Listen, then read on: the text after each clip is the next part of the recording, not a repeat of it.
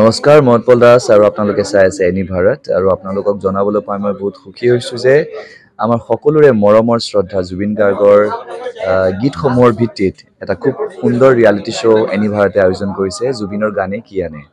এই প্ৰথম ছিজনটোত অডিশ্যনছ আৰম্ভ হ'ব আগষ্টৰ পৰা অসমৰ বিভিন্ন জিলাত। গতিকে মই সমূহ কলাকুশলী বিশেষকৈ যিসকল প্ৰতিভাশীল গায়ক গায়িকা আছে আমাৰ সমাজত তেওঁলোকলৈ মই এটা আহ্বান জনাইছোঁ তেওঁলোকে প্ৰস্তুত হওক এই ৰিয়েলিটি শ্ব'ৰ বাবে আৰু তাৰিখটো হৈছে 15 আগষ্ট 2024 চন এনি ভাৰতৰ অডিশ্যন জুবিনৰ গানে কি আনে।